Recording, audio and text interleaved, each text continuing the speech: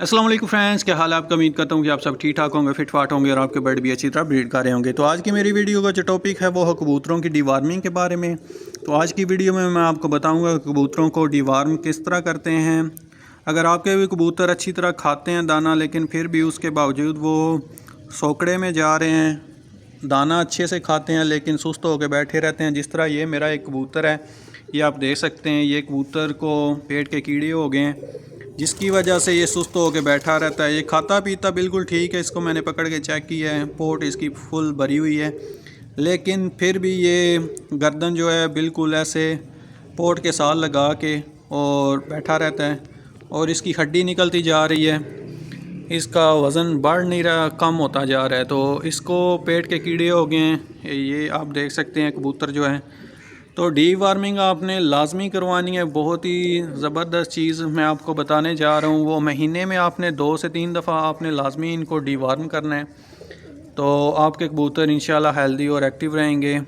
क्योंकि जब कीड़े अंदर रहेंगे तो जो भी वो खाएंगे उनकी सेहत नहीं बनेगी आगे। फिर जब आपने उड़ाने भी हैं तो पहले ही कबूतर कमज़ोर होंगे, उड़ने के बाद बिल्कुल ही कबूतर कमज़ोर हो जाएंगे। जैसे कि मैंने भी ये इनकोई पर पिटाई की हुई है और पर पिटाई के दौरान इनकी अच्छी खुराक होनी चाहिए जो कि इनको लगे, इनका जिस्म बनना चाहिए। इसके बाद जब ये उड़ाएंगे तो फिर आहिस्ता आहिस्ता ये इनका जिस्म जो है हल्का होता जाएगा। तो पहले आपने लाजमी अपने कबूतरों का ख्याल रखना है और उनको अच्छी खुराक देनी है, और उससे पहले आपने ये कबूतरों को डीवार्म ज़रूर कर लेना है एक दफ़ा। ये मैं आपको जो सिरप बताने जा रहा हूँ, ये सिरप आपने नोट कर लेना है। ओक्साफेक्स बहुत ही ज़बरदस्त चीज़ है। ये ओक्साफेक्स सिरप है, ये आप किसी भी मेडिकल स्टोर से आप ले सकते हैं। और ये आपने 1 लीटर पानी में 1 ढक्कन इसका डाल देना है। दाना डालें आप दिन के टाइम, आप जब भी आपका टाइम है उस टाइम आपने इनको दाना डालना है, और दाने के साथ जो आप पानी रखेंगे उसमें 1 लीटर पानी में 1 ढक्कन ये वाला आपने डाल देना है। तो इंशाल्लाह अगले दिन ही आपको नज़र आएगा कि कबूतरों के जो भी पेट के कीड़े हैं वो निकल चुके होंगे। और जब वो पेट के कीड़े निकल जाएं तो दूसरे दिन आपने सफाई लाजमी करनी है अपने खुडे की।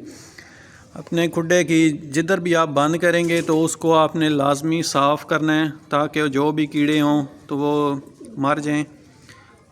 दोबारा कबूतर जो हैं वो अगर बीठें खाते हैं तो दोबारा वो उनके पेट में ना चले जाएं, या उनके जो कीड़ों के अंडे होते हैं वो दोबारा कबूतरों में ना आ जाएं।